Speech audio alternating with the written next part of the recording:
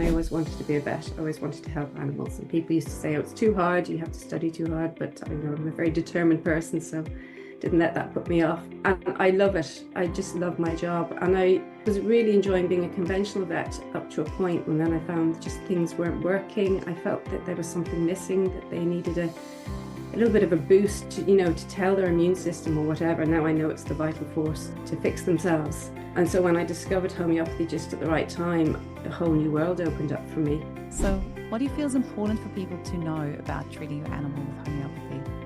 It's a way that you... Hello, homies, and a warm welcome to Homeopathy Hangout, where today we get to hang out with Emily McAteer, all the way from Ireland. Welcome to the show, Emily. Hi, Eugenie. Thanks for having me on. Good to be here.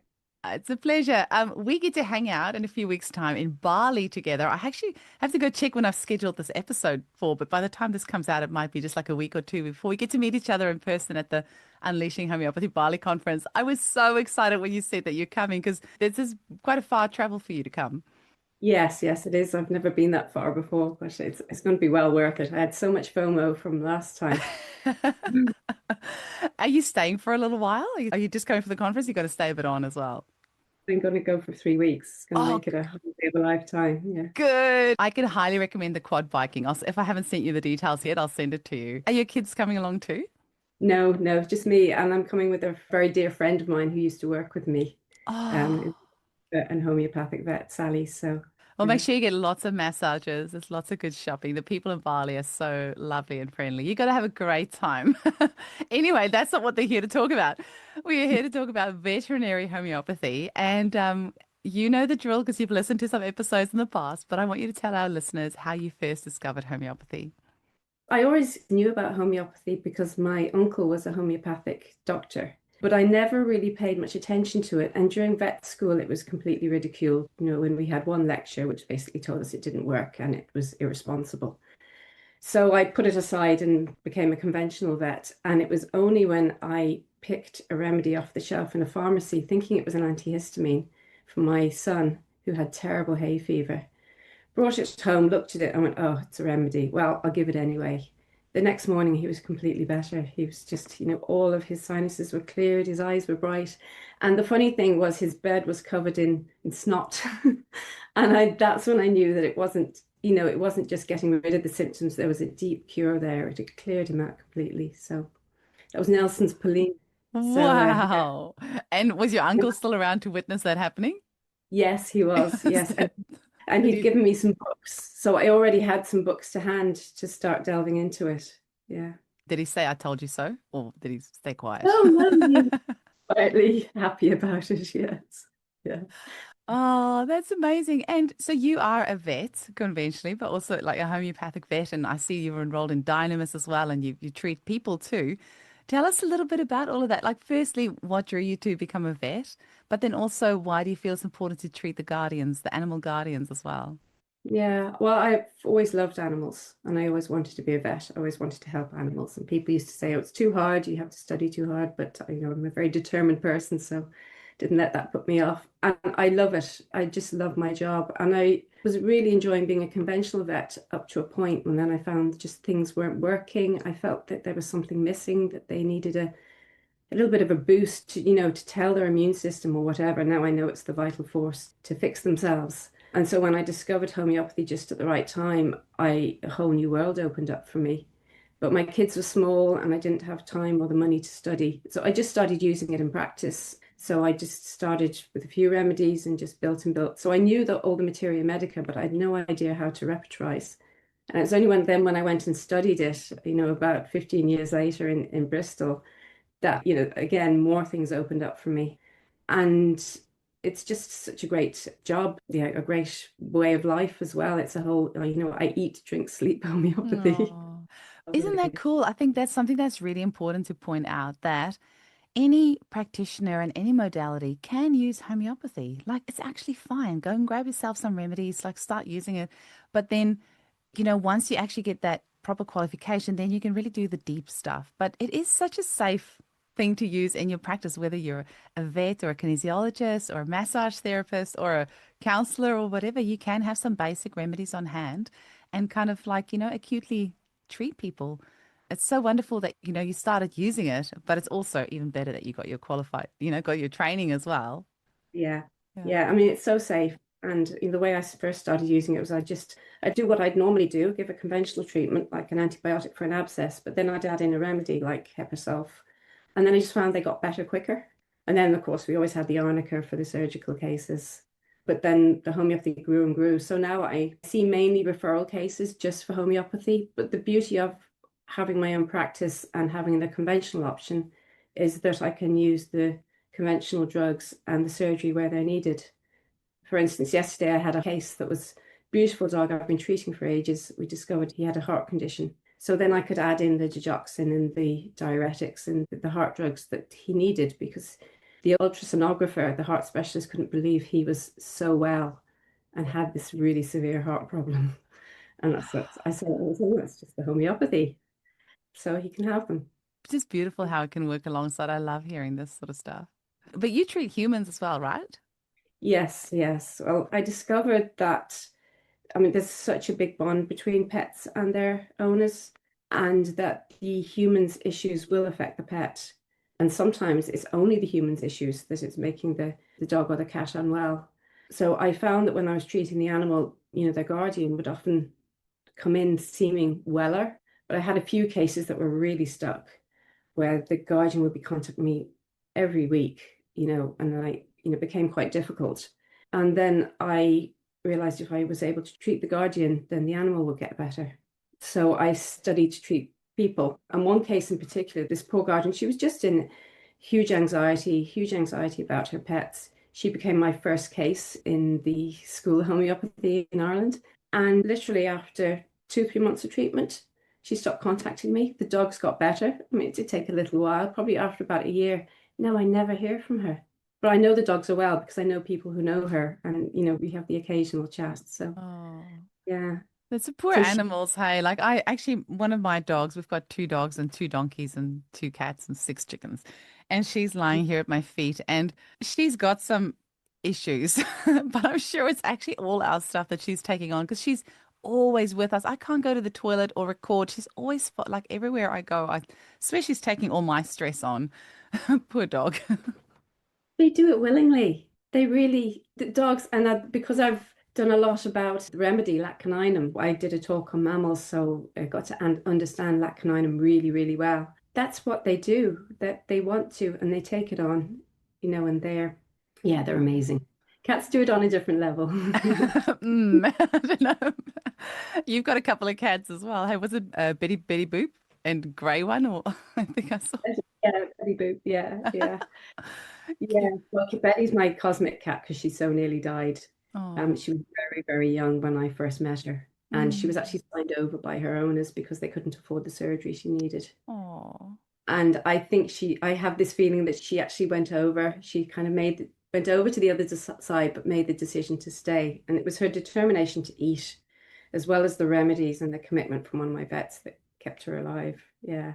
So oh, she's very, very special. And she's slightly disabled as well. So she's got scoliosis, which was the reason for her illness. So she's very mm. she meditates with me and she like Oh, clears my chakras and she kind of when I've had a hard day, she just smooth out the energy around me. oh, animals are amazing. Hey, they're so amazing. And you Um, mostly work with small animals, hey? yes, yeah, I've had to focus. I mean, I'd love to. I've done a bit of horsework, but no, I was never a farm person. I'm not that familiar with the large animals, so I leave that to other people. Yeah. You're junior vice president of one organization, you're involved with another organization, and you've got your fingers in all the pies of all the homeopathic vet stuff. Can you just tell us a bit about all that side of things as well? I think it was Jeremy Sher who said it about Hahnemann's gravestone, saying, "I did not live in vain." And I kind of took that on. I feel I'm going to, and somebody else said it to me that you're in your best, your health is at its best when you're following your path. So I did a lot of work and meditation for what is my path. And it's in the veterinary field, it's to promote homeopathy and to heal the world through homeopathy. And my field is through animals. So, when the opportunities arise, I seize them. So I was asked to become junior vice president of the British Association of Veterinary Homeopaths. So I said I would. forgetting that I'd become president in 3 years' time. But yeah, so then I got a load of Irish vets to join the International Association because the Irish vets are amazing. I love hanging out with all homeopaths, but the Irish Society were so good to me when I came back to Dublin. I moved back to Dublin 15 years ago and got together with some vets, one of which I'd worked for as a student, Tom Farrington, who's an amazing man. And so he became my mentor, and we always have such great fun when we get together. We have an annual meeting down in the Burren, County Clare. So I thought, we have to get us together and, bring them all and involve them all in what's going on in Europe, because then I had been to a European group and they were great as well. So I've got about 16 vets to join with the International Association. So I'm their representative now. Much to Wow. So you're the representative on the European board for Ireland? Yes, yeah, Wow. yeah. I didn't intend it that way. I just arrived at the meeting and they went, "Oh, there's Emily. She's the representative." Okay. That's lovely. I love that you said yes, you seized that opportunity. So, Yeah. what sort of things does the British Association of Homeopathic Vets do? Well, they represent the homeopathic vets in the UK. It used to be a much bigger group, but they've had a lot of battering from the Royal Veterinary College, who represent vets. There was a statement put out in 2018 saying that you couldn't use complementary medicine as a first line approach to animal Oh, treatment. my word. Yeah, so it caused a lot of vets just moved away from homeopathy for fear of litigation. And of course, their bosses didn't want them to use it either. Mm, But they're keeping going, and now we're seeing a change. There is, I really feel this change. I think a lot of people feel it in the world. There's mm, more acceptance of these energy medicines, mm, particularly homeopathy. And I think younger vets are more open to it, whereas 10 years ago, or even 5 years ago, they wouldn't have been. mm, So, and one of the vets, Tim Cousins, who he wrote the Horses Homeopathy for Horses book, he has a niece who's just a new graduate, as a new veterinary graduate. And so he's kind of got a contact there. So every year we have this congress where we have talks for vets, and it's great. We all come together, and it's a weekend of, networking and going to the pub and getting back in touch. But we're running a day for newbies, we call them. So any vet that has an interest in homeopathy or is curious, they can come along. It's really cheap. It's like £25 UK sterling for the day. You get wow. lunch as well. Oh, that's amazing. And where is it?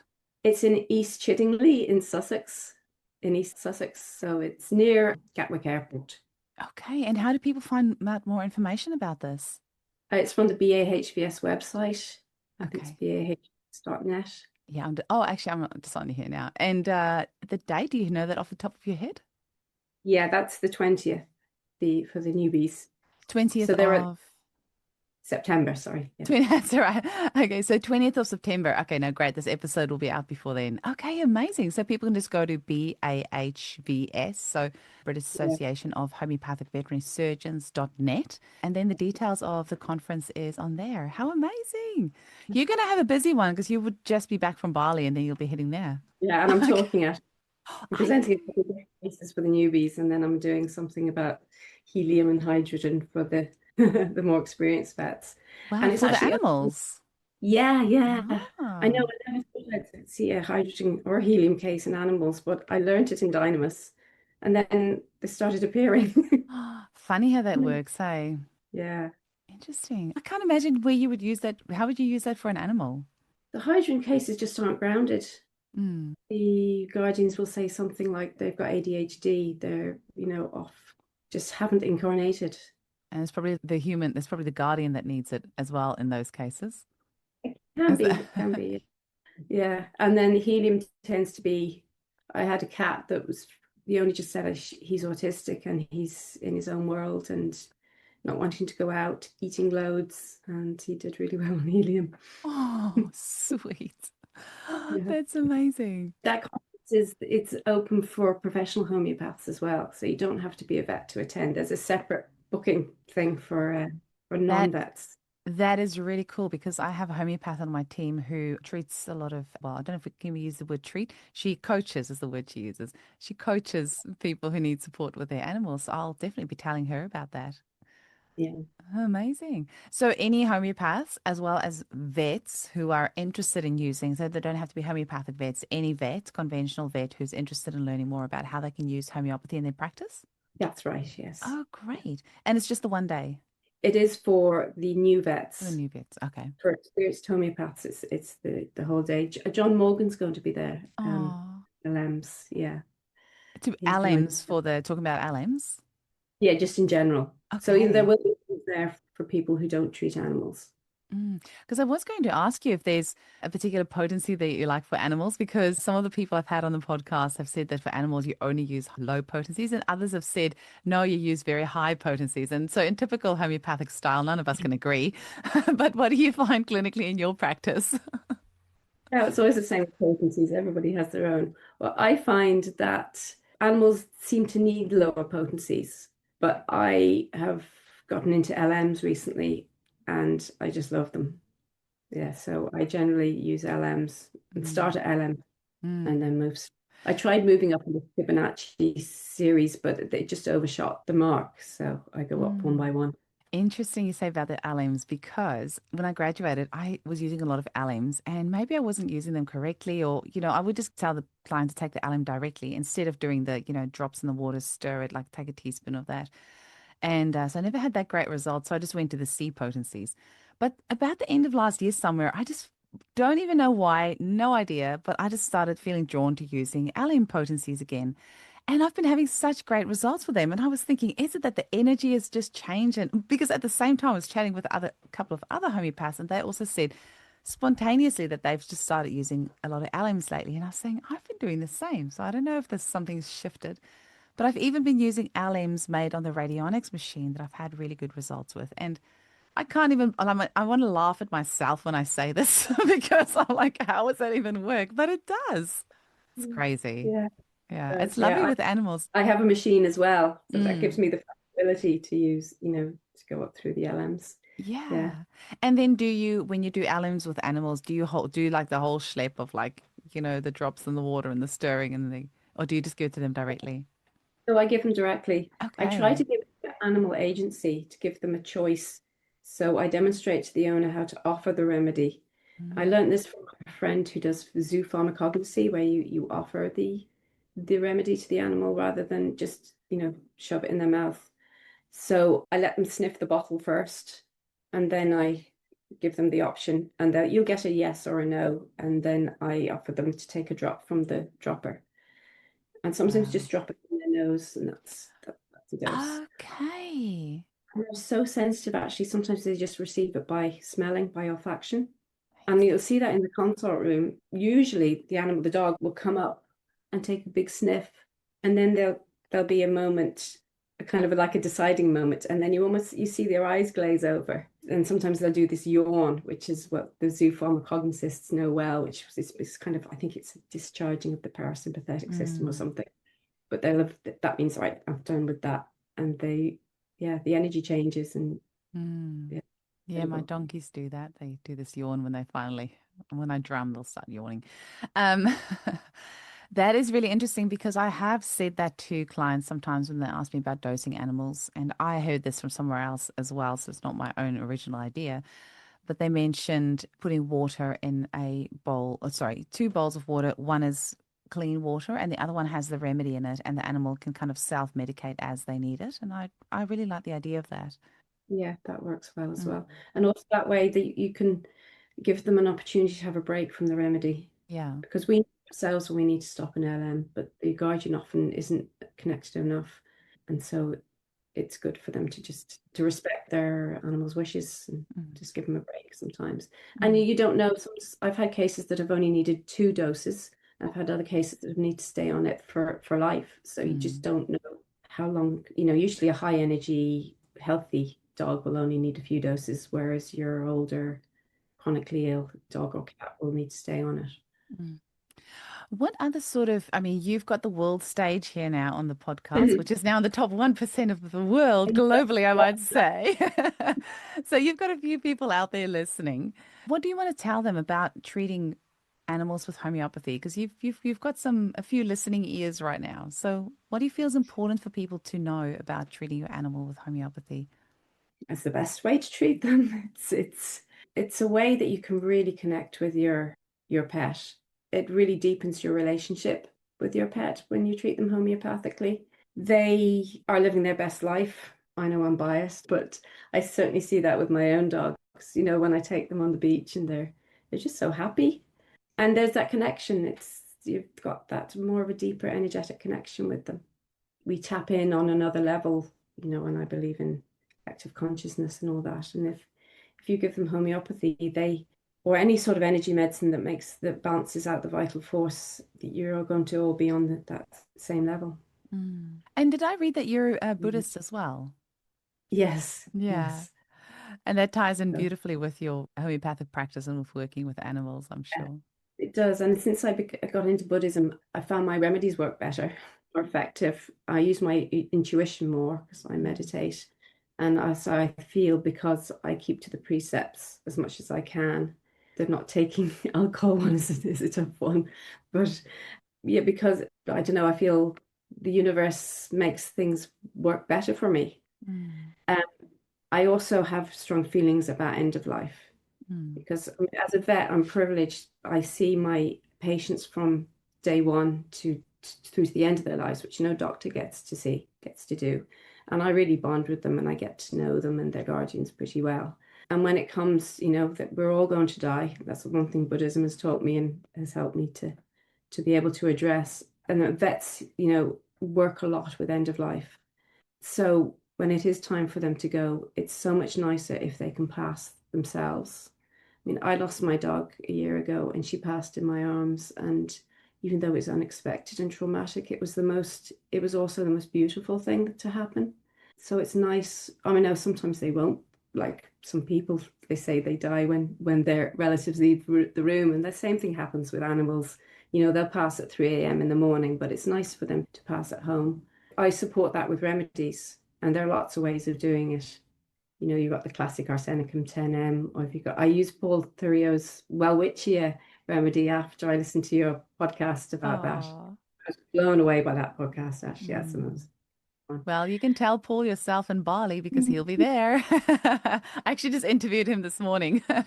Oh, great. I can't There's wait to another, meet his bird book is finished now, so there's another episode. Well, his will come up before your one, so you can listen to that one, but you'll see him in Bali. you. Yeah. He works closely with Kim Kalina, who I went to an inspiring homeopathy Oh, retreat with, which was oh, incredible.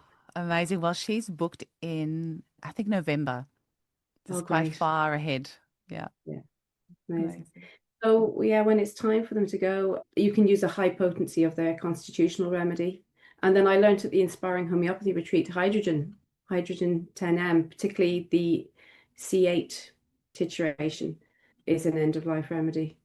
And I'll often give an owner a kit, like not a kit, but I'll speak to them and they'll give me a few symptoms and I'll give them some things like tarantula and for the restlessness, and they'll just work with all very high potency. And then frequently it works, but sometimes it doesn't. And if you need to help them with drugs, you know, with an overdose of anesthetic, Mm, then there's no judgment there. mm, You know, I hate to see an animal suffering, and mm, sometimes they just hang on. No matter how much their guardian says it's time, you can go, I'll be mm. fine. They won't leave. Oh. Yeah, I know. They just need that little. And then, you know, when I do it, and I know I asked the monk, you know, was it all right to euthanize an animal when it's suffering? And he said, nope, you're breaking a precept. Really? So, but that's a great thing about Buddhism. They're non-judgmental. So you break a Okay. precept. You don't have to go and confess continuously and You feel bad, feel don't guilty about it. need That to sounds help. like a good one to go with. We have a cat that's 17 years old that came from New Zealand with us over to Perth. So she has traveled internationally, and she literally sat there and watched both of my children being born because they were both born at home. So we often say that she actually thinks that she's their mum because she would sit on my tummy when I was pregnant with them. It was actually so annoying. She'd follow me everywhere. And the second I sit down, she would go sit on my stomach and she'd just latch on there. And even now, every night when we go to bed, so my daughter goes to bed first, she's the youngest, then the cat hops in bed with her until she sleeps. Then my son goes to bed, cat hops with him until it goes to sleep. And then my husband and I go to sleep. And then she hops on our bed. And she's actually become a bit annoying now because she's 17. And she's just like, she's just like, in your face. And she's become like extra needy. So I'm just like trying to like breathe, like she's been with you. She helped you raise your children. She was there when you birthed them. Just be with her these last few years. But she is incredible. I mean, I don't even want to think about our life without her because she's been, she's was there before the kids even, and she's watched them grow up. They've watched them go from little babies to my son's taller than me now. So they're such part of the family. Yeah. Sounds like she's taking her job too seriously. She needs to be told to, hey, you've Yeah. done an amazing job and now you can retire. Yeah, she has done an amazing job. She really has. And it's really, I always said that I want to adopt, dogs from a shelter, not get puppies, but, just adopt an older dog. But we ended up getting two puppies 5 years ago because we realized she's the head of the household. And if we get older dogs, then it's not fair on her. So we did get two puppies. She swiped each of them in the face when they arrived. And then the hierarchy was set. And even now, even though they're, so much bigger than her, if she's in the way, they will just like stand there and wait for her to pass. They won't pass until she's like ready to go. That's what I love Oh, about that. oh, It's sorry. I actually could probably talk about my animals all day. I'm sure you're the same, hey? yeah, that's what I love about my job. That's all I do Oh, all day. Teach people. oh, that's amazing. So it Yeah. sounds like, Pat Ahern has been on the podcast. Well, he's more the agri, but he also uses it with his animals. And he had a conference recently as well. Did you make it to that one? No, unfortunately, I Oh, didn't. No, yeah. but That, I heard great things about it on this website mm, there, and it was really vibrant and really, yeah. yeah, There's lots stuff of, happening in Ireland. You guys are like really on the ball with your homeopathy, using the agri homeopathy and animal homeopathy. And, you've got an incredible homeopathy school there as well. So things are, homeopathy's going off in Ireland. yeah. I mean, the problem is that there's nowhere for homeopathic vets to practice because you need to have an accredited premises to do what they call a veterinary procedure, and that includes a consultation. Oh, That puts vets who want to practice homeopathy under huge financial stress because they have to, rent a premises, get planning permission, oh, do wow. get So you can't be like a mobile vet. no, they want to. Really? Yeah, you can do that in the UK, but not in Ireland. So my big plan is to set up some because I have the practice. That's why I have my own practice. But mine kind of fell into my lap. It wasn't easy, but what I would like to do is set up some branches to Mm. give vets somewhere to work from. I live in Dublin and it's the capital and most holistically minded vets live in the west of Ireland where Janie Lavelle lives. Sligo, Oh, Cork, where it's just beautiful and they're more they're more holistically minded people. So my big idea is to set up some practices in the West. it's so crazy the things that they'll do to just make life hard for us, hey? That's just so unnecessary. But what do you Yeah, do then if you're a horse vet? I mean, you're going to be mobile then because you're going to need to go yeah, to. you still need a premises Oh, to work. okay. Yeah. Okay. Yes, it's less strict for large animal vets. Less equipment is required. But That, for small animal vets, you have to have an X-ray and okay. blood testing, kennels, Mm. exercise area. It's quite a lot. Wow.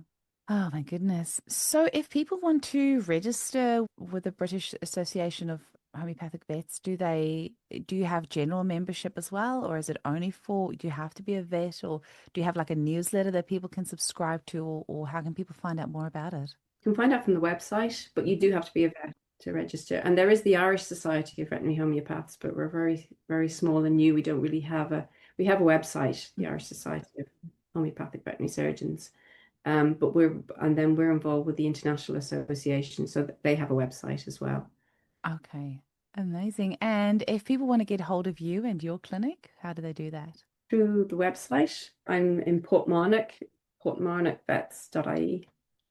Incredible. Anything else you want to share with us, Emily? I mean, two of us are going to be sitting poolside in Bali with, well, it'll be mocktails if you're Buddhist, um, with mocktails, sipping mocktails, having a good old chat. So we can catch up lots more there. But for our listeners, is there any last thing that you want to leave them with?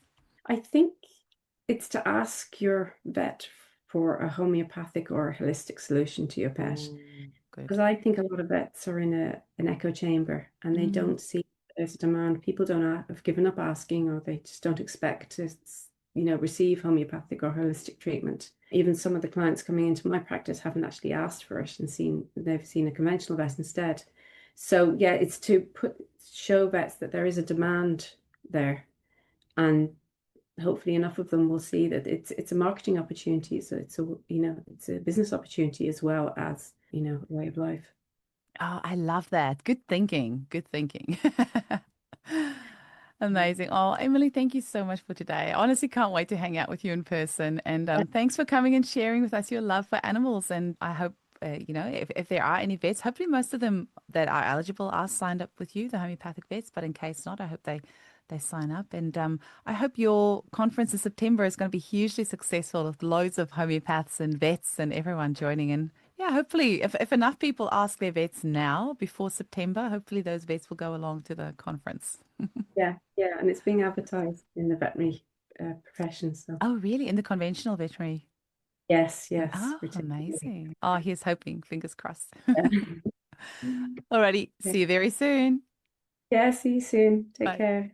Bye.